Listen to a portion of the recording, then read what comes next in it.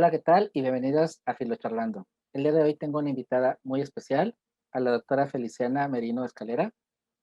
Ella es doctora en Filosofía del Derecho por la Universidad de Valencia. Es experta en Edith Einstein, su tesis Edith Einstein, de la antropología a la filosofía política.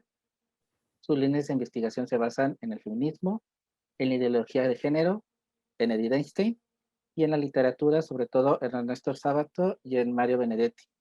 Actualmente es directora del Centro Marian de Estudios de la Mujer. Desde el 2009 fue asignada como profesora agregada de la Academia Internacional del Instituto de Filosofía Edith Einstein. Es profesora de la Academia Internacional de Filosofía de España y es colaboradora habitual de los blogs Aleteia y el blog Misioneros Digitales. Y bueno, es conocida en todo el ámbito académico como una especialista en Edith Einstein y en su pensamiento. Bienvenida, Feliciana, a Filocharlando. Sí, podéis. Muchísimas gracias, buenas noches. Puedes llamarme Feli, que es como todo el mundo aquí me conoce y me llama. Encantada de estar con vosotros. Perfecto, Feli. Igual, un placer que hayas aceptado la invitación y bueno, a platicar un ratito aquí con nosotros, con Filosofía en la Red y bueno, sobre todo sobre Edith Einstein, que como lo comentábamos antes de empezar a grabar, sí es una mujer conocida, afortunadamente, pero creo que se ha relegado mucho al ámbito más espiritual. Si le preguntas a lo mejor dentro del ambiente carmelita o de esta onda, pues sí, te lo saben identificar, pero ya desde el lado filosófico no es tan popular y menos, sobre todo desde el lado feminista de ella. Entonces creo que rescatar un poquito a esta gran pensadora es súper importante. Pero antes de ello me gustaría preguntarte, ¿dónde nació Feli? Yo tengo un periplo un poco particular porque en realidad nací en Ibiza, una de las islas Baleares, pero me he criado siempre en Valencia hasta que, bueno, pues ya recién licenciada, salí de Valencia, he iniciado ya el doctorado y me trasladé a Murcia, donde empecé a trabajar en la Universidad Católica de Murcia. Y bueno, he vivido en Murcia y luego he vivido aquí en Granada, donde resido actualmente. Mi familia no es originaria de Valencia tampoco, mi madre es andaluza, mi padre es manchego, por eso no tengo un acento demasiado visible en ese sentido. Nadie reconoce un poco de dónde vengo, ¿no? De dónde soy. Pero sí, nací en Ibiza. Perfecto. ¿Quién es Feli? ¿Cómo la definirías? Edith Stein. Feli, Sí, es que, sí, ¿cómo sí. definirías a Feli Merino? A Yo, ti, ¿cómo, sí, cómo, sí, como, cómo me ¿quién eres? definiría ¿Quién a eres mí tú? misma? Bueno, pues la verdad es que no sabría definirme. Yo creo que siguiendo un poco el ejemplo de vida que a mí me ha proporcionado Edith Stein, me considero una mujer que busca, una buscadora.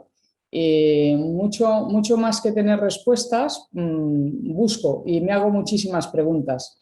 Y en eso me ha ayudado mucho la filosofía, me ha ayudado mucho estar en un centro como es el Instituto de Filosofía Edith Stein, en el que actualmente trabajo. Me ha ayudado mucho entender que la filosofía no es algo abstracto, no es algo solamente teórico, sino que tiene que ver profundamente con todo lo que vivimos, con la vida. Y que a veces, bueno, perdemos esto de vista, ¿no? A veces cuando hablamos de filosofía pensamos que es una cosa para especialistas, ¿no? Para personas, bueno, ratones de biblioteca que se dedican ahí a buscar y a escudriñar, ¿no? Los misterios metafísicos y las cosas más insondables. Y no, la verdad es que a mí la filosofía me ayuda a vivir, me ayuda a entenderme a mí misma, a entender mi relación con mi familia, con mis hijos, con mi trabajo, con mis amigos. Y bueno, teniendo en cuenta que el Instituto de Filosofía también es en realidad una comunidad pequeñita de amigos, pues el diálogo es el diálogo, la comunión entre nosotros, la amistad, el afecto, pues hacen crecer también una visión de la filosofía entendida como vocación a la que uno se dedica, ¿no? No solo como un trabajo por el que uno gana un dinero o por enseñar filosofía, sino que al final de todo es algo a lo que uno se da a los demás, ¿no? Y bueno, para mí enseñar filosofía es parte de mí misma, es como enseñar, es como desnudarme ante los alumnos como en un sentido profundo, es decir, es como enseñarles cómo entiendo yo que la filosofía me ayuda a vivir y a abrazar la vida y a mirarla de frente, ¿no? En todos sus aspectos, desde todos sus factores.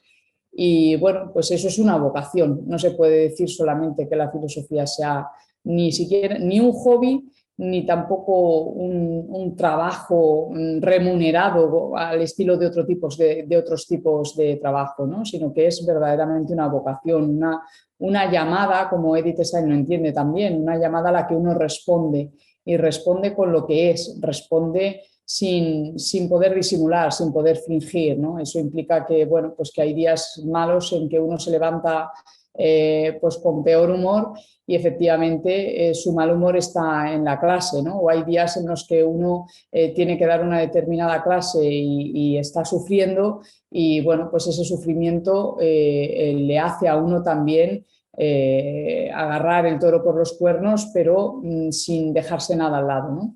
La vida humana es tan compleja y tan maravillosa que bueno, que ponerse así, exponerse así de esta manera a unos alumnos, cuando uno sabe que la vocación del filósofo es una llamada a la que uno responde con su propia vida, pues es colocarse en una actitud muy distinta, ¿no? Ante la filosofía y ante la vida misma. Wow. Eso del servicio es muy de Edith. Me encantó cuando lo dijiste. Esa parte de darte a Sí, los demás sí, es... todo es un servicio, todo lo que hacemos en la vida es un servicio, ¿no? Pero es verdad que hay algunas profesiones, que se han liberalizado y que, bueno, han perdido de vista esta visión del trabajo bueno, pues que tanto Juan Pablo II como Ratzinger como el Papa Francisco han repetido tantísimas veces, ¿no? Que el trabajo es una expresión de la vocación de entrega del ser humano, de su capacidad de dar, sobre todo de su capacidad de amar, ¿no? Pero esto en algunas profesiones pues, se ha mercantilizado tanto que se ha perdido esa visión de que en realidad con lo que hacemos nosotros, con cada trabajo que hacemos desde que nos levantamos hasta que nos acostamos, pero ya no solo el profesor universitario, sino la madre que hace la comida todos los días a sus hijos, ¿no? O que se levanta y los tienen que despertar para llevarlos al colegio y hacerles el desayuno. Eso también es servicio, también es trabajo, eso es vocación de entrega a aquello a lo que uno ama, ¿no? Porque es una expresión del amor que hemos recibido y que por eso lo damos a otros, de la misma manera que lo hemos recibido. Y eso, bueno, se pierde un poco de vista hoy día que estamos tan metidos en un mundo totalmente mercantilista, al servicio de intereses ya no solo ideológicos, sino muy económicos, muy mercantiles, donde uno pierde de vista esto, ¿no? Y uno lo que quiere es ir a trabajar, volver a su casa, llevarse el dinero o la remuneración a su casa y olvidarse de los problemas, ¿no? Que es lo que se suele decir. Olvidémonos de los problemas. Y realmente la vida misma es un problema. La vida nos empuja constantemente a situarnos ante ella, no huyendo del problema, sino dándonos por entero a lo que hacemos, ¿no? Y eso, bueno, ya digo, en todos los trabajos, desde que nos levantamos hasta que nos acostamos, lo hacemos así, ¿no? O al menos yo intento cada día hacerlo con esa conciencia. Sí, y que precisamente creo que esa mentalidad antes sí iba uno a buscar trabajo y era como que pedir la oportunidad y ver que te dieran el trabajo. Y ahora la Mm, mayoría de las personas es, vas a buscar un trabajo y es, ¿cuánto voy a ganar? Inmediatamente sí, es, siempre busca siempre lo que vas a obtener a cambio en lugar de prestar, de darte a, qué vas a obtener, qué vas a dar tú en el sentido de tus dones, de tus claro. talentos. Y sin duda es algo que simbra, ¿no? Que debería estar mal. Y en esta cuestión te mencionas tú que siempre has sido como que curiosa con la verdad en esta parte identificada con él, pero ¿cómo es que llega Feli a acercarse a la verdad, a acercarse a la filosofía? ¿Cómo es, dónde sale ese gusanito de quiero dedicarme a la filosofía? Bueno, pues fíjate, esto es curioso porque yo empecé estudiando Derecho. De hecho, vamos, yo vengo de la rama jurídica y terminé toda la carrera de Derecho, pero hay una asignatura en el último curso de la carrera del grado que se llamaba Filosofía del Derecho. Y bueno, pues ahí yo sentí que el profesor que tuve fue realmente un maestro, que a mí me hizo apasionarme por la filosofía. Es verdad que yo ya tenía mucha inquietud filosófica desde muy jovencita, pero a través de aquel profesor y guiada de la mano de aquel profesor, la pasión por la filosofía creció. Y bueno, pues fue ahí cuando me empecé a plantear si realmente yo tenía vocación jurista o vocación de filósofa. Y bueno, y me di cuenta que la filosofía era en mí como mucho más urgente, ¿no? El poderme dedicar a la filosofía. Como ya había estudiado Derecho, empecé a intentar hacer un doctorado uniendo las dos ramas, la filosofía política, la filosofía moral, filosofía del derecho, que entonces, cuando yo estudiaba, pues pertenecía a todo, estaba como unido en un mismo departamento, pero había asignaturas que pertenecían a filosofía y otras a derecho. Y bueno, yo poquito a poco me fui decantando por las asignaturas filosóficas y por tanto haciendo un camino y un recorrido que era más filosófico que jurídico. Quizá porque mis intereses en el fondo también lo eran, ¿no? Mis inquietudes también lo eran, tenía tantas preguntas y tanto deseo de saber otras cosas que no eran, vamos, sobre todo lo que me interesaba era el ser humano, entender qué somos, las cuestiones antropológicas y las cuestiones sociales. Y bueno, ahí acabé aterrizando en Edith Stein, que la conocí pues a través del que fue mi director de tesis, que leí un libro sobre tres mujeres, era Hannah Arendt, Edith Stein y Simone Weil, un libro que había escrito precisamente un autor, un gran tomista que en paz descanse, que debe estar ya en el cielo, que es Abelardo Lobato. Y bueno, el libro se llamaba La pregunta por la mujer, y cuando leí ese libro me fascinó. Ya eso no solamente hizo crecer en mí la conciencia de que me iba a dedicar a la filosofía, sino que quería estudiar a esa mujer, a Edith Stein, y empecé con ella, ¿no? en la tesis doctoral. Wow.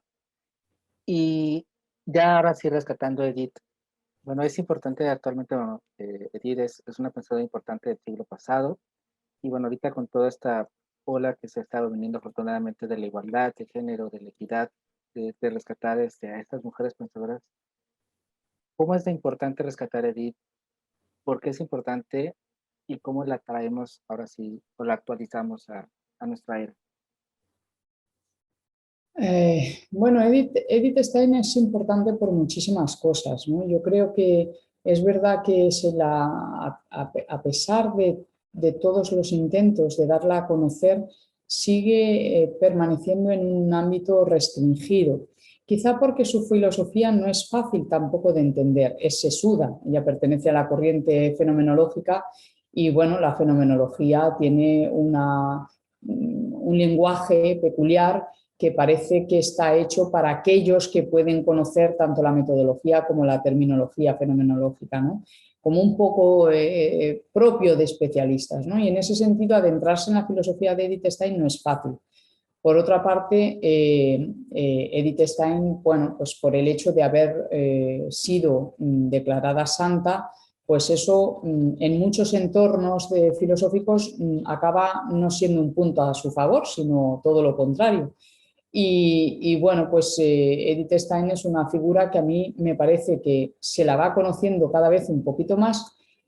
Es verdad que aquí en el mundo hispano empezamos ahora a hacer estudios sobre ella. Cuando yo empecé a estudiar, prácticamente, como antes comentaba usted, estaba reducida al ámbito carmelita. y prácticamente todo lo que se podía encontrar de ella eran biografías, testimonios, pues un poco cuestiones que apuntaban al camino historiográfico y vital, ¿no? que ella había hecho, pero muy, sobre todo muy limitado al ámbito espiritual y al camino espiritual, bueno, pues, cercado, ¿no? por los carmelitas.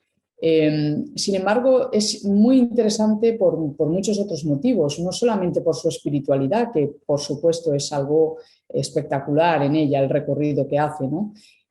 Sino que su filosofía también nos enseña muchas cosas.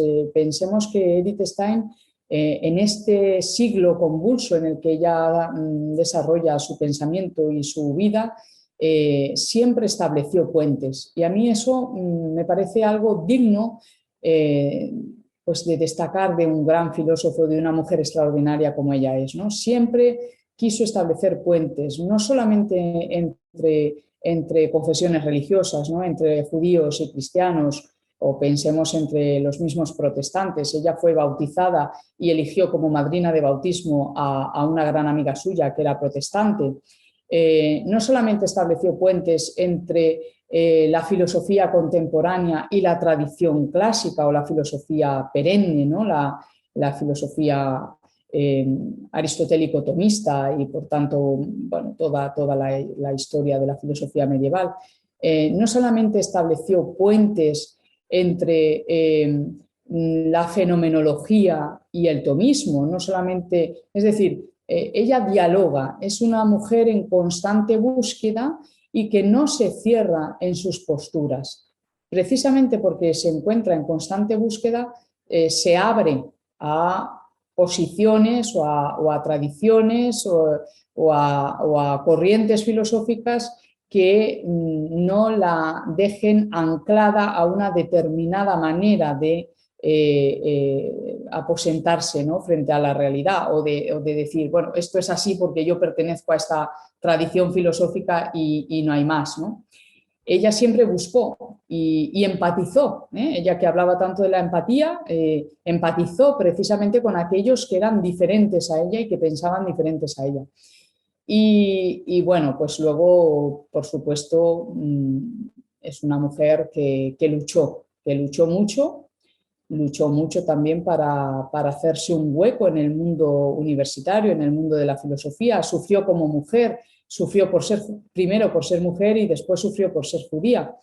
Y bueno, esta visión de continuidad tan grande entre su pensamiento y su vida y los avatares por los que va descubriendo su vida, pues también nos hacen sentir que es rescatable su figura desde el punto de vista de cómo afrontar los grandes problemas que nos acechan ayer, hoy y siempre, ¿no? Porque los problemas no van a dejar de acecharnos, y cómo afrontarlos desde una actitud de constante apertura y de constante búsqueda de la verdad.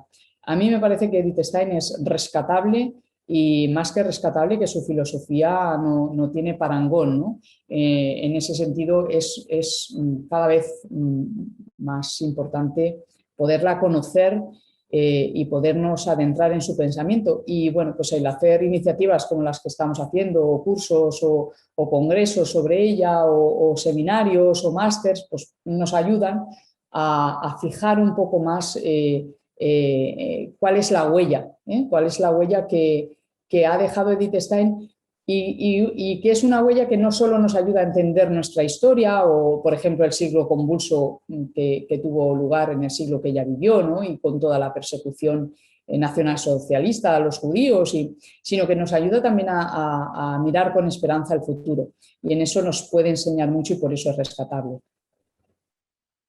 Y penetrando ya un poquito en su pensamiento, empezando como que a descarapelar esta gran complejidad que menciona, algo que me parece muy, muy importante y creo que de lo destacado también con ella es la visión del hombre y la mujer, de ese feminismo, que creo que ahorita a lo mejor en este siglo, en esta época, se convulsiona de muchas maneras el cómo está la lucha feminista, hay varias vertientes, pero Edith plantea una visión muy particular. ¿Cuál sería esta? ¿Cómo plantea y cómo descubre esa diferencia y complementariedad que hay entre hombre y mujer? Que es, bueno, fascinante desde su perspectiva. Bueno, esto es muy interesante. Realmente Edith Stein, eh, mucha gente no concibe su pensamiento sobre la mujer como dentro de un programa feminista o de una cierta corriente feminista. De hecho, como en tantas otras cosas, a Edith Stein se la ha juzgado mal, y no como mala feminista o como una antifeminista, podríamos decir. Y bueno, eso forma parte un poco de la incomprensión que se tiene en muchos aspectos hacia ella, también porque ella nunca intentó ser, ella nunca pretendió ser original ni decir cosas que nadie hubiera dicho, ¿no? Ella, igual que en los aspectos a los que alude de la filosofía atomista, pues cuando ella intenta, por ejemplo, profundizar en el pensamiento atomista, no es que quiera decir algo que se ajuste totalmente al pensamiento de Santo Tomás. Ella lo que quiere es entender, lo que quiere es comprender, ¿no? Y bueno, pues también, claro, en muchos sectores se ha dicho de ella que no es realmente tomista porque no acaba de entender a Santo Tomás, o incluso en los sectores fenomenológicos pues se le ha dicho que tampoco es capaz de entender bien a Husserl, ¿no? Pero es que ella no intenta hacer un pensamiento original, solo intenta comprender, solo intenta adentrarse en el pensamiento para abrirse de alguna manera a profundizar más sobre aquello que a ella le preocupa verdaderamente. En el caso de la mujer, ella tiene un pensamiento que no está cerrado, no está cerrado porque no tiene ningún libro. Lo que se ha recogido como el problema de la mujer en Edith Stein o la cuestión de la mujer en un libro, en realidad es un elenco de conferencias que duró durante un tiempo de su vida en el que se dedicó a hablar en institutos educativos sobre cuál era la misión de la mujer y bueno, pues cuál era el origen, ¿no? de la diferencia entre hombre y mujer y cómo entender bien esta relación. Ella misma decía que para hacer una buena, o sea, no se puede hacer una buena antropología, no se puede saber bien lo que el ser humano es sin atender al problema de la diferenciación sexual. Y bueno, cuando ella aborda este problema, evidentemente lo hace desde la filosofía y lo hace desde la teología, ya una vez conversa. Previamente a su conversión, no podemos decir que Edith Stein fuera ajena a la cuestión femenina. De hecho, ella se había planteado, aparece muchísimo en sus cartas, pues toda esta problemática que ya en sus tiempos aparecía como esta pregunta de la doble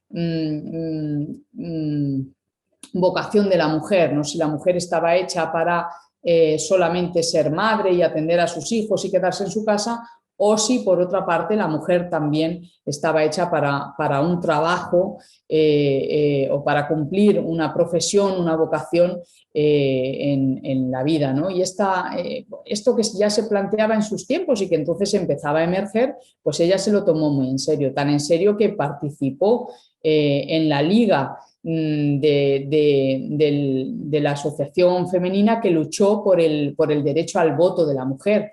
Y ella estuvo metida en grupos femeninos y en su época estudiantil. Es decir, que cuando luego se convierte y sufre su proceso de conversión y vuelve después a hablar sobre el tema de la mujer, no lo hace como una ingenua y no lo hace desde cero, sin saber nada y sin haber tenido ningún tipo de experiencia en la lucha por los derechos de la mujer. Pero también es muy consciente Edith Stein de que yo creo que ella lo indica muy bien, que el feminismo en sus orígenes o tal y como se plantea al principio no ha conseguido dar más libertad, no ha conseguido dar más felicidad a las mujeres, ¿no? Y precisamente porque ha partido quizá de una premisa falsa, ¿no? Es verdad que bueno, pues que en los primeros albores del feminismo pues las mujeres reclamaron esto que Virginia Woolf llamaba una habitación propia, ¿no?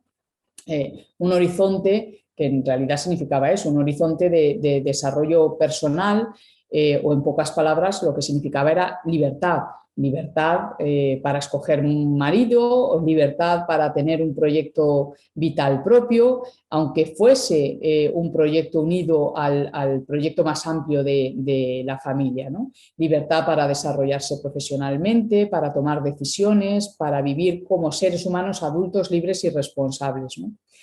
Y sin embargo, es verdad también que aunque en los albores de ese primer feminismo que reclamaba ese espacio propio para las mujeres y que era totalmente justo, hubo muchos problemas y se dio mucho sufrimiento porque, bueno, pues las que pudieron dar un paso adelante y afirmar su propio yo, pues se contaban entre las clases pudientes y, sin embargo, aquellas que lo intentaban desde una posición social mucho más inferior, pues no pocas veces se vieron abocadas al desprecio, a pasar hambre o incluso en muchos casos a la muerte, ¿no? Tenemos muchísimos casos de mujeres implicadas en el movimiento obrero que apelaron decididamente, por ejemplo, por el amor libre y se vieron condenadas a la mendicidad junto con sus hijos, abandonadas por sus maridos y despreciadas por una sociedad que no, en aquel momento no les ofrecía ninguna oportunidad laboral. Claro, desde entonces han cambiado mucho las cosas, ¿no? Han cambiado mucho las cosas, pero es cierto que pasados los años, decir que el movimiento de emancipación de la mujer ha sido un éxito no es algo que podamos decir, ¿no? Más bien podríamos decir lo contrario, que ha sido un fracaso y que se ha establecido un modelo pues predominantemente igualitarista que ha obviado el problema de la identidad esencial, que es el que acomete Edith Stein, es decir, el de la diferencia sexual. Hay una identidad que podemos decir que no se resume en las pretensiones de aquellos primeros movimientos feministas, no se resume en el logro de la igualdad a costa de lo que fuera, ¿no? Y que para entender bien qué pedimos las mujeres y por qué necesitamos ese espacio propio, necesitamos saber quiénes somos. Y para saber quiénes somos necesitamos saber qué significa ser iguales y diferentes. Es decir, porque si no sabemos que somos diferentes a los hombres, tampoco podemos apostar por la igualdad en aquellos aspectos en los que necesitamos igualdad. Y yo creo que ahí Edith Stein es muy clara, por eso es tan importante, porque ella no busca aclarar la cuestión de la identidad femenina ni como revanchismo a los hombres, ni en lucha o en pugna con los hombres, sino que busca precisamente decir por qué somos esenciales, por qué se nos ha dado, bueno, abordando también los relatos del Génesis lo hace, ¿no? ¿Por qué somos imprescindibles? ¿Por qué Dios nos ha creado a ambos, hombre y mujer, iguales en dignidad, diferentes porque somos obviamente diferentes y eso no se, y la diferencia, de hecho, hoy podríamos hablar mucho sobre esto, pero la diferencia no es una cuestión que se reduzca a la diferencia sexual en los genitales, sino que la diferencia arrastra a toda una serie de componentes psicológicos en la manera de mirar el mundo, en la manera de sentirlo, en la manera de abrazarlo. La relación con los hijos no es lo mismo en los hombres que en las mujeres, por tanto, hay muchas cosas que decir ahí, ¿no? Pero esa diferencia se nos ha dado como una oportunidad de relacionarnos desde el amor y por tanto se nos ha dado una misión también conjunta a hombres y a mujeres de construir un mundo más humano, un mundo menos hostil, un mundo habitable. Y esa misión la tenemos que hacer juntos. Por tanto, no es posible entender lo que es la mujer sin entender al hombre.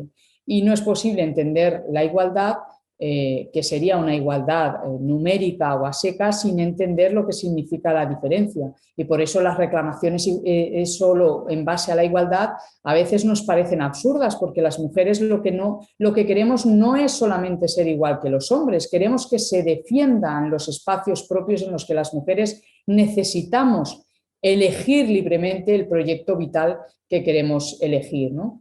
Y en ese sentido, ella apuesta por la igualdad desde la diferencia y en la diferencia y más aún todavía desde la complementariedad. La complementariedad varón-mujer es un concepto típicamente steiniano. De hecho, cuando Juan Pablo II en su Mulieris Dignitatem habla de esto, de la complementariedad, bueno, ya se ha demostrado y se ha probado muchas veces que él había leído a Edith Stein cuando escribió su Mulieris Dignitatem, ¿no? Y efectivamente es que en Edith Stein este concepto sale en toda su obra. Además sale desde una expresión hebrea que es muy interesante porque ella dice que el hombre, tanto el hombre como la mujer, es un eser kenegdo. Y esta expresión hebrea tiene difícil traducción. Nosotros hay veces que en la Biblia la hemos traducido por ayuda, por complemento, ¿no? Como si la mujer fuera un complemento del varón o una ayuda o un accesorio del varón, ¿no? O algo que redime la soledad del varón. Sin embargo, el eser kenegdo en realidad alude a una imagen especular, a la imagen de un espejo. Es decir, el hombre es para la mujer el espejo en el que puede contemplar su humanidad.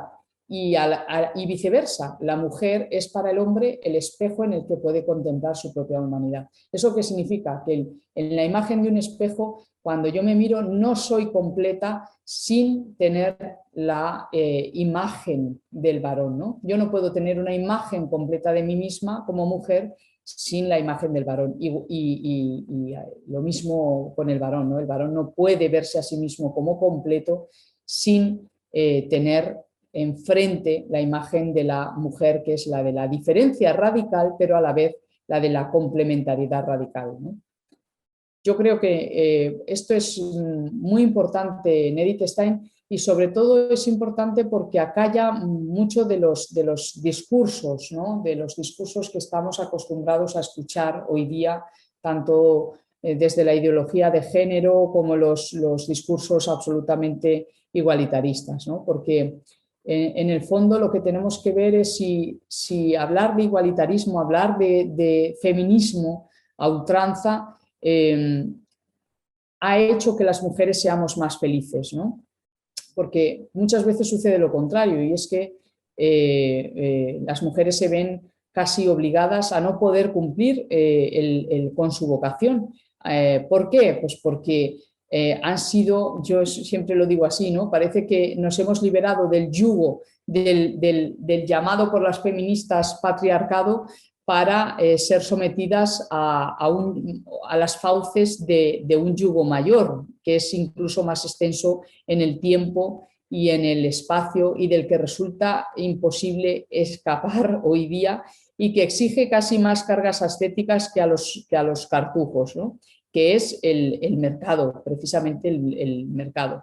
Y ese sistema es el que a veces arroja a las mujeres a una imposibilidad de elegir. Es decir, hoy día estamos llenos de presión, ¿no? La mujer no puede elegir cómo cumplir su vocación. Para empezar, debe prepararse durante muchísimos años para ocupar un puesto de trabajo que no siempre va a resultar digno dentro del sistema mercantilista y que es el mismo sistema que después le va a obligar a la mujer a retrasar, por ejemplo, su proyecto vital más querido, que es el de ser madre, porque la rechaza y la echará, ¿no? Cuando la mujer, ya después de haberse preparado para un trabajo, se queda embarazada, pues el mismo sistema que le ha obligado a estar formándose la echará sin ningún tipo de disimulo, ¿no? Es decir, que nosotras pedíamos formar parte de la vida social, poder optar a un puesto de trabajo, poder cumplir nuestra vocación, pero también queremos ser madres, pero también queremos participar en el sistema económico. Y claro, si queríamos participar en el sistema económico, lo que se produjo es que lo que hizo es que el sistema económico mismo se defendiera y la aferrara generando pues una subida general del coste de la vida que ha hecho que ahora pues, la mujer no pueda dejar de trabajar o que mujer y varón no puedan llevar una vida normal si no entran dos sueldos en una casa, ¿no? Entonces, es realmente duro ver que las mujeres no se sienten hoy ni más libres ni más felices. ¿Por qué, por ejemplo, podemos llamar libre a una mujer separada o divorciada que tiene que dejar a sus niños en el colegio a las 9 y ella entra a trabajar a las 8 de la mañana. Y que luego debe recogerlos a las 2 cuando ella sale de trabajar, en realidad a las 3, ¿no? Y que luego por la tarde tiene que volver a su trabajo y tiene que dejar a sus hijos con los abuelos o con extraños, ¿no? Podemos decir que es libre, que es más feliz una mujer que acaba su jornada después de haber pasado 18 o 16 horas corriendo de acá para allá para llevar a los niños, para traerlos, para volver a su trabajo. Y bueno, y si está casada tampoco difiere mucho la situación, porque al final el marido también tiene que trabajar otras tantas horas y al final se convierte en un asistente, en una especie de ayuda, ¿no? Es decir, que de alguna manera todo el proceso llamado de liberación de la mujer, igualándola al hombre, es un engaño, es un engaño, es un engaño, es el engaño del mercado al que se ha prestado con una infantilidad inexcusable el feminismo. Y como el feminismo precisamente ha ido detrás de esta ingenuidad, de este infantilismo, ¿no? de querer ser iguales que los hombres, de poder, pues de querer ser igual al hombre, pero se ha confundido en la igualdad con la que soñábamos, ¿no? Y como hemos corrido, el feminismo ha corrido en pos de esto, pues se han abandonado otras muchas cosas que las mujeres creo que llevamos como un dolor y como un sufrimiento, el no poder verdaderamente elegir la vida que queremos, el no decir yo quiero ser madre o yo quiero no trabajar, porque a veces la presión social, hoy ya no se ve igual ser una ama de casa, ¿no? Y muchas mujeres trabajan por decir que trabajan, aunque luego el dinero que reciben de su trabajo lo tengan que invertir en que haya otra mujer en su casa cuidándole a los hijos o haciéndole las tareas de la casa, ¿no? O, o igual un hombre, ¿no? También hay muchísima presión hacia los hombres cuando uno, por ejemplo, decide quedarse a cuidar a sus hijos porque su mujer tiene un trabajo mejor y es la que trabaja, ¿no? Hay muchísimas presiones a las que nos hemos prestado en un sistema que no ni nos hace más felices, ni nos ha hecho más libres, ni nos ha dado ese espacio propio en el que nosotras como mujeres podamos libremente decir qué somos y qué queremos ser, ¿no? Y en ese sentido yo creo que es fundamental recuperar a Edith Stein. Yo creo que es fundamental porque Edith Stein no busca una crítica a los hombres, no busca demonizar a los hombres, al contrario, busca abrazarlos, busca que construyamos juntos, pero tampoco anulando la diferencia. No, no es que somos diferentes. Vamos a ver en qué somos diferentes y qué aportamos cada uno a la sociedad. Y que todos los valores, tanto masculinos como femeninos, que podamos aportar a la sociedad son galvanizadores de un mundo que solo puede ser mejor precisamente con esa reciprocidad basada en el amor mutuo y en la construcción de unas relaciones de complementariedad, ¿no? Y ahí yo creo que la visión y el pensamiento de Edith Stein nos ayudan a encontrar paz en un mundo que cada vez nos parece más ideologizado, más absurdo y más lleno de trampas, ¿no? De trampas en las que caemos casi de cabeza, ¿no? Sin darnos cuenta, porque las trampas son constantes, vamos, a las mujeres y a un mundo que hemos construido solamente de forma que, bueno, pues que lo importante sea producir, producir, producir y trabajar, trabajar, trabajar sin darnos cuenta de que la dedicación a la familia, la dedicación a la educación, el cuidado a los seres necesitados, a los mayores, a los niños, a los enfermos, son verdaderamente trabajo humano y casi el más necesario para entender el mundo en el que vivimos, ¿no? Y el mundo que queremos construir. Ahorita que estabas haciendo toda esta reflexión, me viene mucho también en la mente cómo el ser madre también limita a muchas mujeres en el sentido de que eres madre y ya es como un estigma de que ya no puedes tener un puesto importante en donde ya te limita porque tuviste un hijo, porque tienes una responsabilidad y es algo que difiere totalmente ahí de los hombres, ¿no? Como un hombre puede tener hijos y sigue a lo mejor teniendo esa capacidad de poderse desarrollarse profesionalmente, pero una mujer no, una mujer es, sí, soy tal cosa, pero tengo hijos y eso automáticamente en el sistema que mencionas limita o los limita como que es algo malo cuando no los deja hacer, cuando no los dejan esa libertad. Y en este sentido, que en esta diferencia y complementariedad, me gusta mucho la visión que hace, o la alegoría un poco que hace Edith con la Trinidad. Un poco cómo lo explica, cómo lo explicaría esto está, porque se me hace fantástico cómo coge la Trinidad y cómo desde la Trinidad puede partir y puede explicar esta dignidad divina que tiene la Trinidad y esta dignidad humana que tenemos hombres y mujeres. Sí, sobre todo, bueno, la imagen es que somos seres necesitados, ¿eh? La Trinidad representa la visión de Padre, Hijo y Espíritu Santo, pero unido a la visión de la encarnación, claro, refleja una imagen de lo que somos, donde no nos bastamos a nosotros mismos, ¿no? Donde somos dependientes y necesitados. Y por supuesto somos hechos continuamente, somos creados a imagen y semejanza, ¿no? de Dios. Y bueno, claro, ya no me acuerdo dónde dice que el ser humano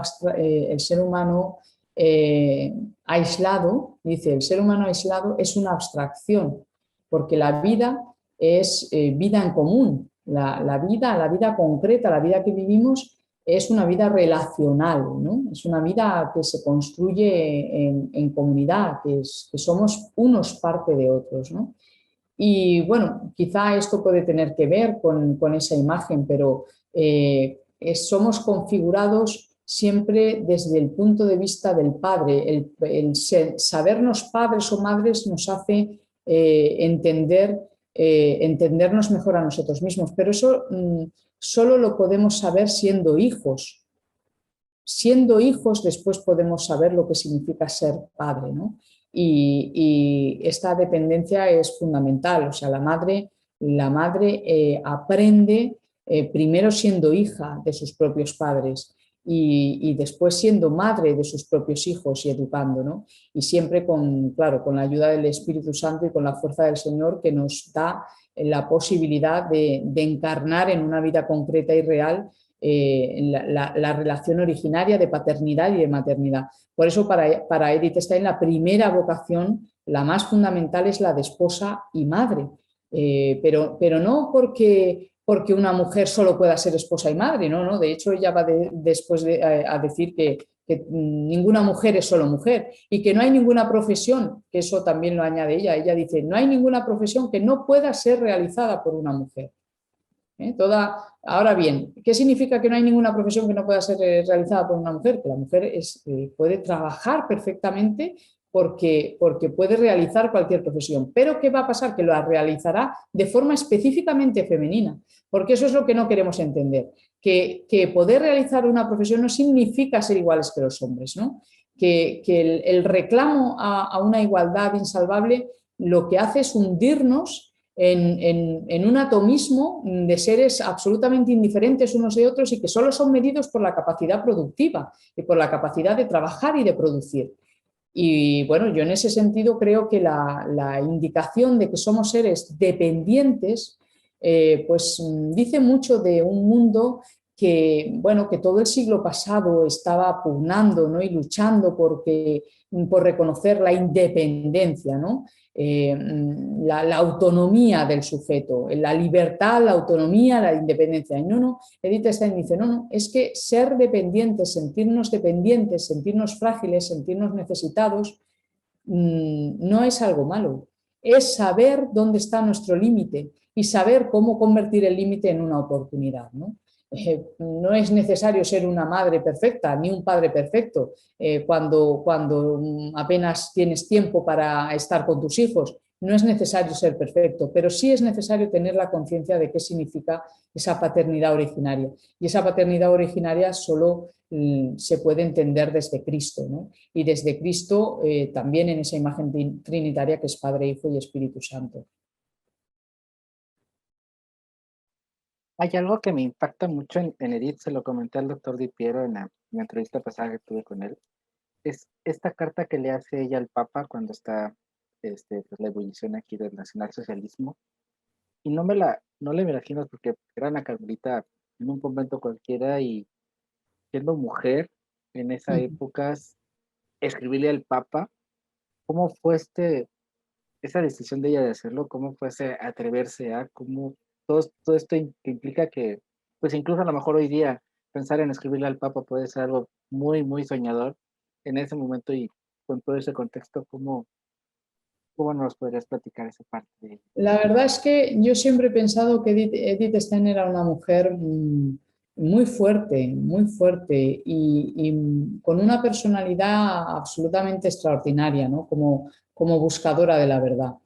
Yo creo que, bueno, ahí ella se siente, hay alguna vez que lo dice, ¿no? Que se siente una pequeña y pobre Esther, pero que el Señor, que el rey que la ha elegido es absolutamente todopoderoso, ¿no?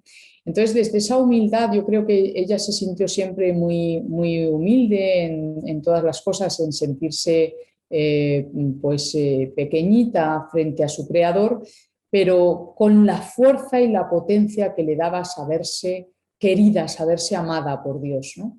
Y yo creo que esa es la fuerza que tenía Edith Stein, o sea, la potencia que a ella le hizo ser capaz no solo de escribirle una carta al Papa, sino también, por ejemplo, de escribirle al ministro cuando a ella le denegaron su cátedra universitaria por el hecho de ser mujer. Ella también escribió al ministro y dijo que la condición de ser mujer, no, que ella supiera, no podía ser un obstáculo para iniciar una carrera universitaria, ¿no? Pero claro, en aquel momento las cátedras estaban vedadas a las mujeres. Y sin embargo, a partir de esa carta que ella escribió al ministro, cambió la situación. Es decir, que ella no consiguió la cátedra, pero hubo un movimiento a favor de que las mujeres pudiesen acceder a los puestos más altos también en el ámbito universitario educativo, ¿no? Yo siempre he visto que ella tenía una fuerza interior, o sea, toda su vida, todos los pasos que recorre, todas sus obras manifiestan realmente esa fuerza interior que ella tenía desde siempre, que le hacía buscar la verdad y no cejar en su empeño hasta que las cosas no le aparecieran con la suficiente nitidez, con la suficiente, de hecho ahí en su autobiografía también dice, ¿no? Que le sangraba la frente porque no podía llegar a entender un determinado problema filosófico y ella seguía hasta que podía dar con la solución del tema, ¿no? Es decir, toda esa potencia es una fuerza interior que ella después alcanza y que entiende dónde estaba esa fuerza interior. Pero esa fuerza interior es la misma que le hace buscar, que le hace no cansarse, que le hace no abandonarse a a cualquier pensamiento, ¿no? Sin tener la certeza, ¿no? Sin haberlo comprobado, sin haber buscado, no se detiene y sobre todo no se detiene ante el misterio. Es decir, que ya el recorrido que hace para dar el paso a la conversión al catolicismo, rodeada de amigos como estaba, que casi todos ellos habían dado el paso al protestantismo, o rodeada de familiares que pertenecían a una tradición judía, pues claro, ella es una mujer que busca, es una mujer incansable, ¿no? Y que tiene experiencias que le hacen no detenerse, ¿no? Ante el misterio. Y yo creo que esa es la potencia interior, que el escribir al Papa fue sencillamente el resultado de darse cuenta de que se estaba produciendo, como ella misma dice en su autobiografía, una caricatura y que la imagen del pueblo judío estaba siendo ninguneada, estaba siendo pisoteada, se estaba convirtiendo en una imagen burlesca, ¿no? Caricaturizada de lo que significaba todo un pueblo y que eso violentaba precisamente sus raíces, violentaba su conciencia de sentirse judía, ¿no?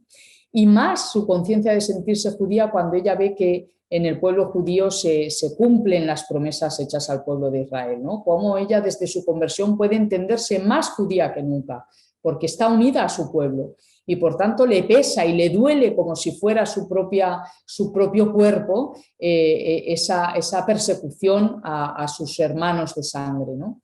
Entonces, claro, esa potencia es la que le hace escribirle al Papa y decirle, bueno, esto tiene que parar, esto es inaudito,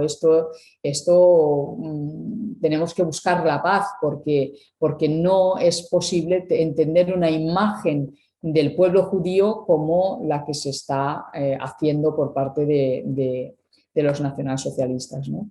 y bueno, era valiente. Desde luego que Edith Stein nunca tuvo miedo, nunca se amedrentó ante ninguna de las circunstancias que pudo vivir, nunca, en ninguna de ellas.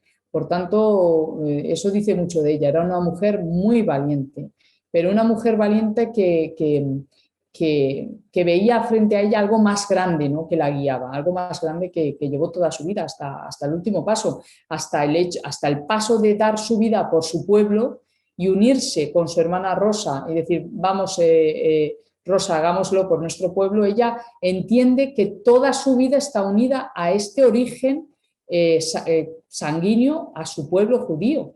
Y que eso ella lo ha visto reconocido precisamente por pertenecer a Cristo, ¿no? Porque ve que Cristo es la respuesta, puede ella sentirse más unida a su pueblo que nunca. Ella, bueno, como a los 15 años, 14, 15 años, se hace atea o se dice atea, pero siempre en esta búsqueda de la verdad, ¿no? Que al final después le llega a esta frase tan famosa de que quien busca la verdad, pues busca sin saberlo a Dios. Pero en este proceso de ateísmo y en esta búsqueda de la verdad, ella se encuentra, aunque se encuentra otros autores, se encuentra a Teresa. Y encontrarse a Teresa, bueno, o sea, de todos los, a lo mejor de todas las personas que te puedes encontrar para convertirte, encontrarte a Teresa te impacta por una manera de pensar de ella. ¿Cómo es, cuáles son sus consecuencias? ¿Cómo es ese roce con Teresa que la hace catapultar, o sea, esta conversión y a este descubrimiento de la verdad ya dentro de la religión católica? Sí, bueno, yo no estoy del todo de acuerdo con que el proceso de conversión de Edith Stein es un encuentro con la vida de Teresa de Jesús, que es la que ella leyó precisamente en un fin de semana que se quedó en casa de su amiga, la que luego sería su madrina de bautismo, Edith Conrad Martius, ¿no? Y yo no estoy de acuerdo con presentar su conversión como el encuentro con Teresa. Edith Stein había tenido previamente otras muchas experiencias previas, ¿no?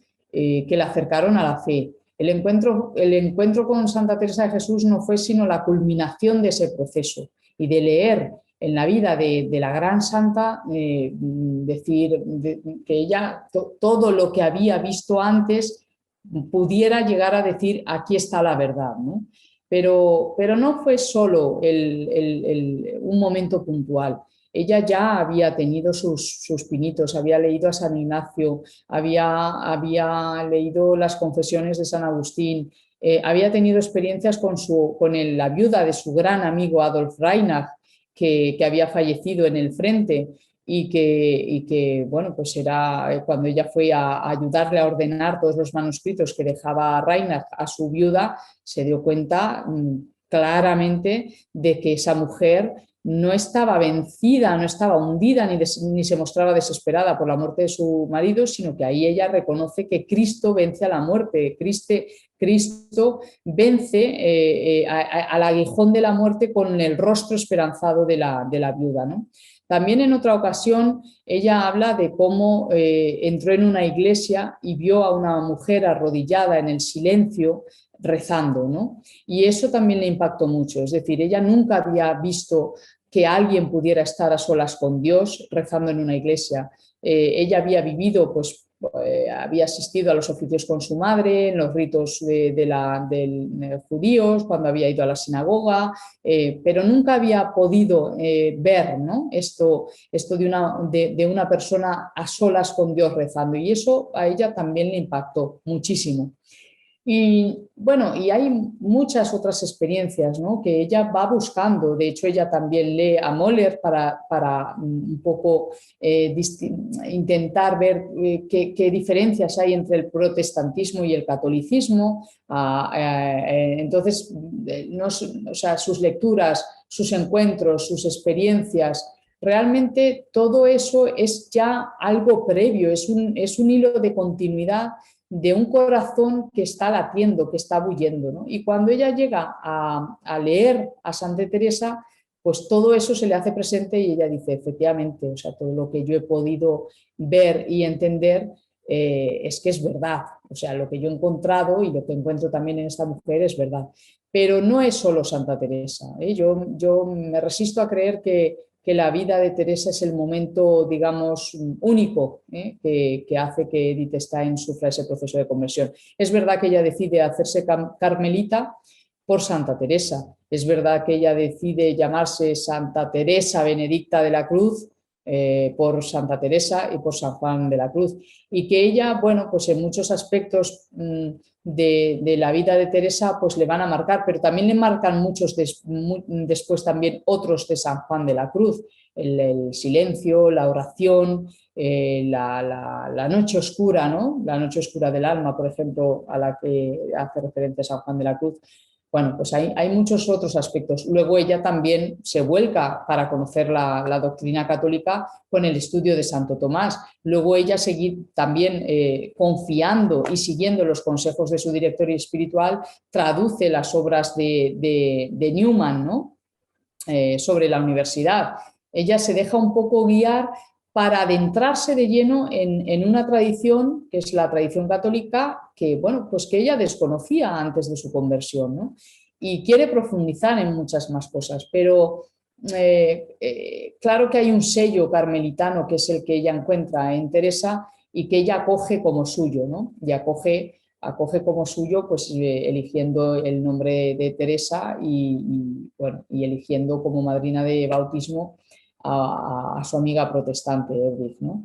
La huella de Teresa está, pero está también la huella de San Juan de la Cruz y por supuesto está su deseo desde el primer momento de ser carmelita, un deseo que es postergado porque, bueno, pues su director espiritual dice que tiene todavía que darle mucho al mundo y mucha filosofía y mucho pensamiento y escribir más hasta que, bueno, pues ya con todas las vicisitudes que tienen lugar con la persecución nazi, porque ya intenta salir de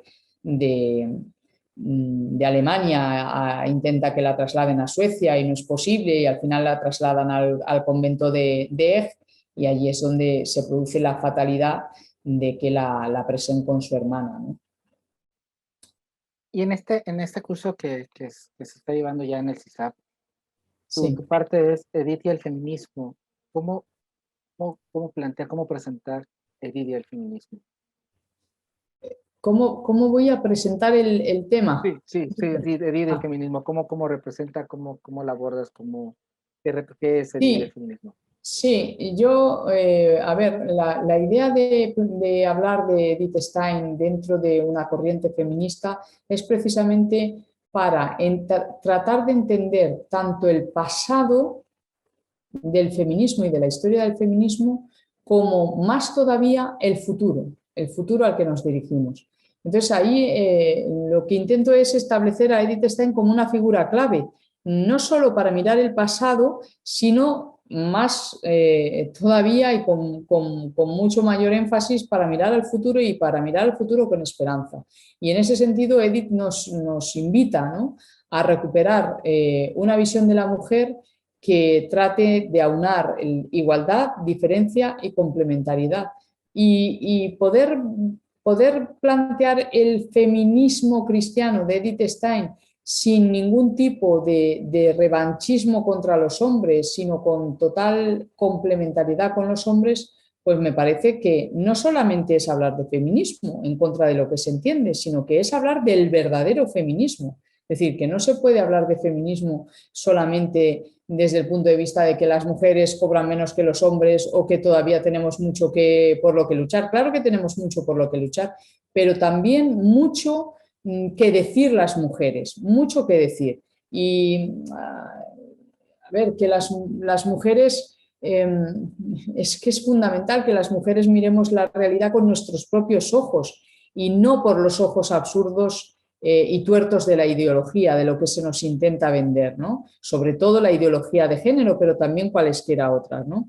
Es decir, que las mujeres no queremos ser hombres, no queremos ser iguales que los hombres, queremos ser mujeres y por tanto queremos elegir cómo desarrollarnos, elegir cómo construirnos nuestro yo, cómo educar a nuestros hijos, cómo liberarnos del yugo del mercado al que cada vez la sociedad se adapta más, sumisa, alargando los tiempos, renunciando a aquello que más anhela el ser humano, para convertirse en una pieza del engranaje del sistema.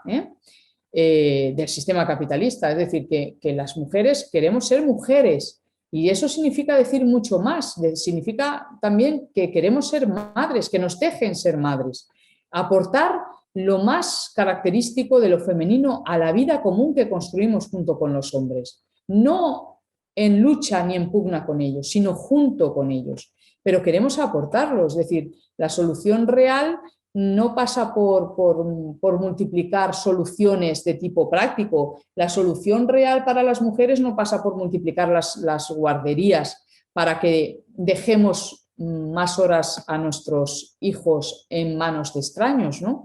Pero tampoco es la solución es permitirnos abortar más fácilmente para que sacrifiquemos los hijos de nuestras entrañas al sistema económico. Y tampoco la solución es que nos digan las grandes empresas, como lo están diciendo Apple o Facebook y alguna otra, que ahora estamos en edad de producir y que van a pagar y a costear la congelación de nuestros óvulos para que cuando ya no seamos productivas a nivel socioeconómico y laboral podamos entonces ser madres. Porque eso no es una solución. Oiga, mire, déjeme en paz, déjeme ser madre cuando quiera, déjeme elegir y no me ponga trabas. Si lo que quiero es elegir una vida común y compartida, una vida de familia, tener hijos y a la vez quiero desarrollar mi vocación profesional porque es una vocación, déjeme hacerlo, póngame no trabas, sino facilidades para llevar conjuntamente esa doble vocación. Ahora, si usted lo que me permite es abortar más fácilmente o renunciar a ser madre porque me van a echar del trabajo o congelarme los óvulos para que yo pueda ser madre cuando a usted como empresa le interese, pues mire, no soy esclava del sistema, no soy sierva del sistema. Y esto es fundamental que lo miremos a la cara a las mujeres, que lo miremos a la cara y lo miremos como lo hace Edith Stein, que es sabiendo que el único que cumple realmente todos nuestros anhelos es Cristo y que yo me siento fundamentalmente esposa de Cristo. Esa es la primera visión de la dignidad de la mujer y que por tanto en esa primera dignidad que es la de reconocerme esposa de Cristo, como esposa de Cristo es la Iglesia, ¿no? Mi dignidad está salvada porque Cristo hace a la mujer con una dignidad mucho mayor de lo que le reconoce ningún gobernante, ningún sistema, ningún mercado, ningún trabajo, ningún marido, porque ni siquiera el marido es capaz de cumplir todas las exigencias que las mujeres llevamos en el corazón, ¿no? La dignidad fundamental de la mujer la tiene ella misma por su propio valor. Y si nos comparamos con María, por eso dice el Papa Francisco que María es más importante que todos los discípulos juntos, claro, porque María es María, María engendra la vida de Jesús, María es madre, engendra vida, es la que hace que Cristo entre al mundo como carne, como uno de nosotros.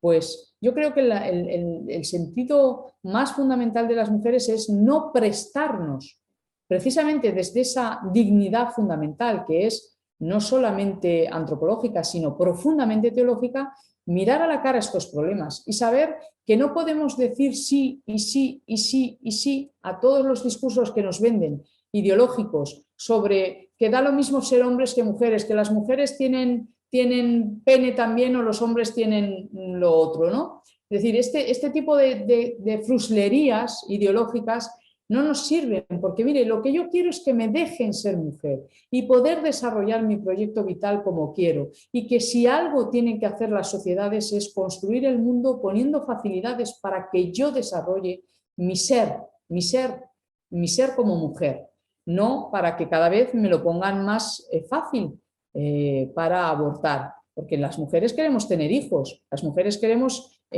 quererlos, queremos cuidarlos, deseamos ser felices también con nuestros maridos, deseamos una vida grande en la que podamos decir yo con la boca grande, con alegría, sin tener que negar ninguna parte de nosotras, ¿no? Y claro, para ello el yugo, que es el más insoportable, el que más nos atenaza, el que más nos ahoga, es precisamente el de la sociedad capitalista y de mercado en la que nos encontramos. Por eso no somos más libres, que antes de que el feminismo empezara a luchar, ¿no? Yo creo que hay que valorar un poco los logros del feminismo, hay que valorarlos y hay que sopesarlos muy bien, porque hay muchos logros que gracias al feminismo se han podido dar lugar, pero también es verdad que no todo está dicho y que para mirar con esperanza al futuro tenemos que ser capaces de decir yo como mujer, qué quiero ser y hacia dónde quiero dirigirme, ¿no? Y mirar eso con esperanza y con realismo me parece que es fundamental hacerlo. Y en ese sentido Edith Stein es una gran experta que nos ayuda mucho a entendernos, a entender lo que somos, a entender lo que somos individualmente como seres de vocación, que tienen una vocación individual, que tienen una vocación sexuada como hombres y como mujeres y que tienen una vocación personal y complementaria. Esto es muy importante, ¿no? Porque nos ayuda a entender el futuro con mucha más esperanza y a no medirlo con los clichés y con los criterios ideológicos a los que estamos acostumbrados. Perfecto. Y ya si quieres para cerrar la última de la noche para ti, si pudieras resumir quizá en un tweet en 140 caracteres o en un abstract muy, muy concreto, ¿cómo lograr notar esta diferencia que hay, pero al mismo tiempo esta complementariedad entre hombres y mujeres? ¿Qué dirías? ¿Cómo se puede ayudar en este futuro, en este paso al futuro, en este ver al futuro, el poder distinguir realmente que esta igualdad va a nacer o va a partir de lo que comentas tú, de que lo comentaba Edith, de que somos diferentes y que nos complementamos? ¿Cómo lo resumirías? Bueno, es verdad que a la hora, es muy fácil a la hora de tratar de llevar a la práctica cómo hacer esta transposición, ¿no? de la igualdad y de la diferencia. Es muy fácil caer en tipologías, ¿no? Y decir, la mujer es esto, el hombre es lo otro. Y bueno, ya desde ahí pues está claro que se complementan.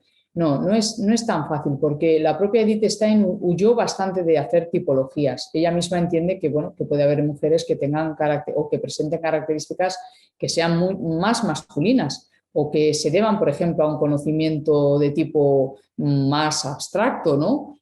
Más intelectual. Y igual que también encontramos hombres que presentan características típicamente femeninas y que son más sensibles, por ejemplo, eso de que los hombres nunca lloran, pues no, los hombres también lloran, ¿no? Es decir, que no es bueno caer en el fixismo de decir qué son los hombres o qué son las mujeres para desde ahí buscar la complementariedad que es como una especie de pegote. No.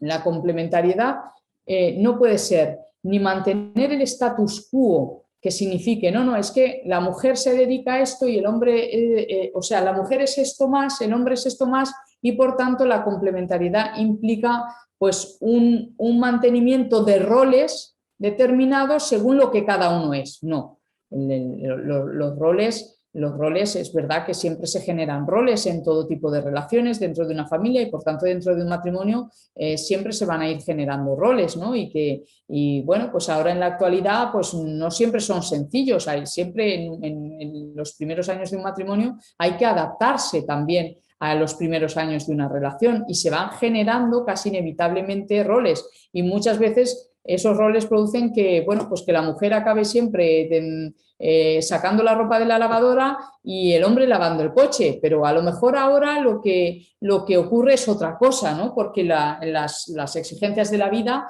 y los requerimientos de los trabajos de ambos pues piden otro tipo de cosas, ¿no? La complementariedad no puede ser numérica, la complementariedad no puede venir representada, como dicen nuestros políticos, porque haya el mismo número de hombres que mujeres en los grandes puestos ¿no? de políticos o en las empresas. Si hacemos esto estamos tontos porque hacemos un flaco favor a las mujeres. Y por otra parte, esa complementariedad tampoco puede significar una discriminación inversa, porque las medidas de discriminación inversa para favorecer la representación de las mujeres lo que hacen es discriminar a los hombres y que en un puesto de trabajo en el que apuestan una mujer y un hombre, el hecho de ser mujer sea un punto a tu favor. No, mire, yo no quiero que haya un punto a mi favor por ser mujer. Quiero que se me trate exactamente con la misma igualdad y con la misma igualdad de oportunidades que los hombres, no que se me hagan flacos favores, ¿no? Entonces, claro, esto requiere de tiempo y esto no es sencillo de hacer. Hablar de cómo lidiar con esta igualdad y esta diferencia y desde una complementariedad que sea real y no ficticia, complementariedad real y no ficticia. Ficticia es hablar de cuotas, hablar de discriminación inversa o hablar de mantenimiento de roles en un sentido muy distinto de complementariedad. Ni podemos irnos a un extremo a que la mujer siga en las labores domésticas al cuidado de los hijos y que eso signifique que el hombre no se responsabilice como padre, no, también queremos hombres responsables, también queremos las mujeres que nuestros maridos y los padres ayuden en las tareas de la casa y en el cuidado de los hijos. Y precisamente ha habido tantos siglos de ausencia del padre en este tipo de tareas que ahora pedimos también que la presencia de los hombres esté más al servicio de una sensibilidad que, bueno, pues que los requerimientos de los tiempos nos piden, ¿no? Porque las mujeres trabajan y las mujeres no tienen 50 brazos que se extienden no son superwoman, no pueden abrazarlo y alcanzarlo todo, ¿no? Porque son limitadas. Y por tanto ahí se pide que la colaboración y la presencia del hombre, del padre, del esposo, pues sea activa, no sea pasiva y que el hombre esté a la retaguardia, ¿no? Por tanto, una complementariedad real, yo diría lo que dice Edith Stein, solo puede entenderse desde el amor, desde un amor basado en el amor de Cristo, en el amor de Dios.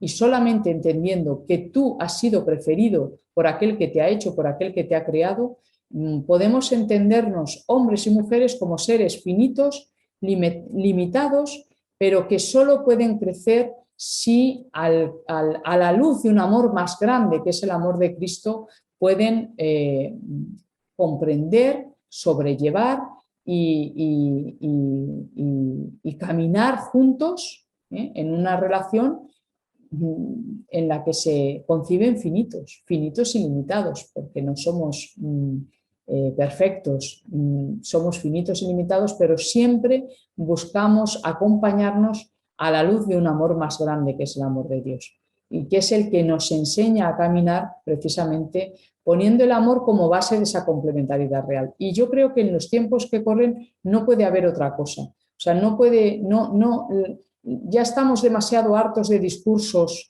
activistas que nos digan qué tenemos que hacer, qué tenemos que ser, cómo tenemos que... No. Lo que se requiere es una presencia de verdad del amor humano, y del amor humano que siempre es el más divino de todos. El amor de un hombre y una mujer acaba siendo el amor más divino porque es el amor más real, ¿no? Y en la medida en que hay amor en un matrimonio, pues todo lo demás se resuelve solo, porque la complementariedad se convierte en algo real, en algo querido, en algo asombrosamente casi dado por descontado, ¿no? Porque se busca la propia pareja desde el amor, se ayuda, no está mi bien antes que el del otro, está el hacer las cosas por mi familia, el hacer las cosas por crecer todos juntos, por mis hijos, y por tanto, en la medida en que yo hago todo como una vocación de servicio y de amor a los míos, pues la complementariedad es clarísima, ¿no? Está salvada. Pero no hay recetas, en esto no hay recetas, no hay una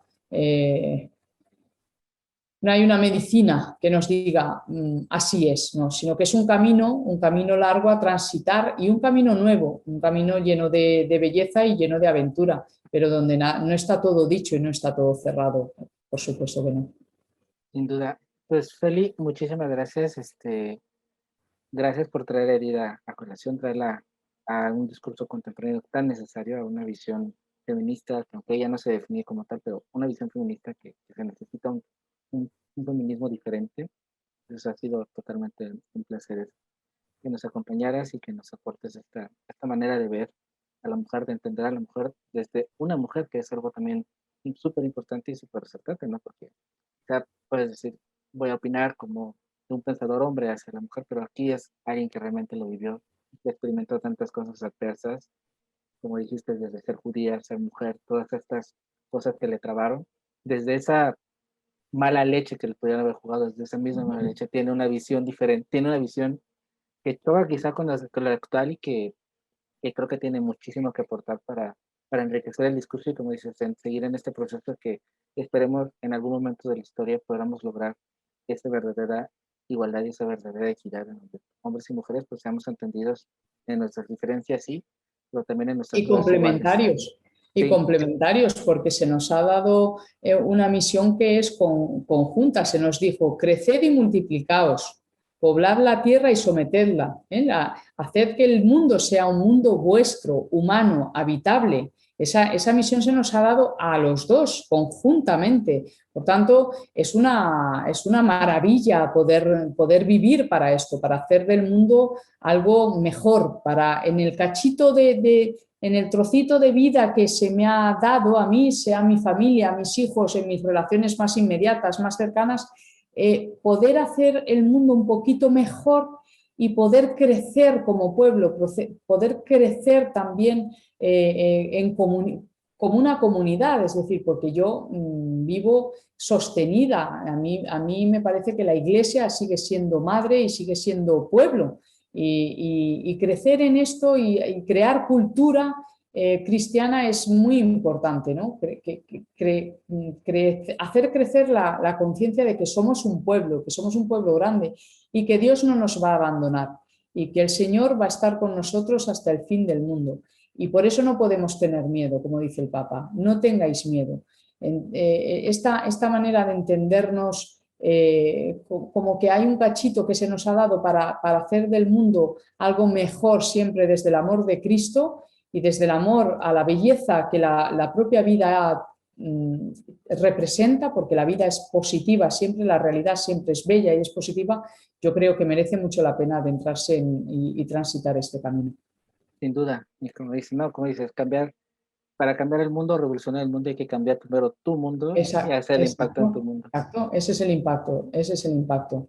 No Pues, las grandes macroteorías, ¿no? Y macrohistorias y discursos a lo grande, ¿no? Que estamos ya un poco hartos de ver en todos sitios, ¿no? Y sí, que además nos aburren, de hecho. sí. Pues muchísimas gracias, Feli. Un placer platicar contigo y bueno, e invitarles a todos los que vayan a escucharnos, que bueno, tú vas a estar participando en el curso del CEBAC, que van a estar la información acá abajo en los comentarios para que ingresen al curso y la sigan. Y pues bueno, no sé si tengas alguna red social o algún sitio en donde te puedan encontrar para que quien esté interesado en tu trabajo o te quiera leer o consultar, pues pueda seguirte, pueda estar pendiente de lo que haces.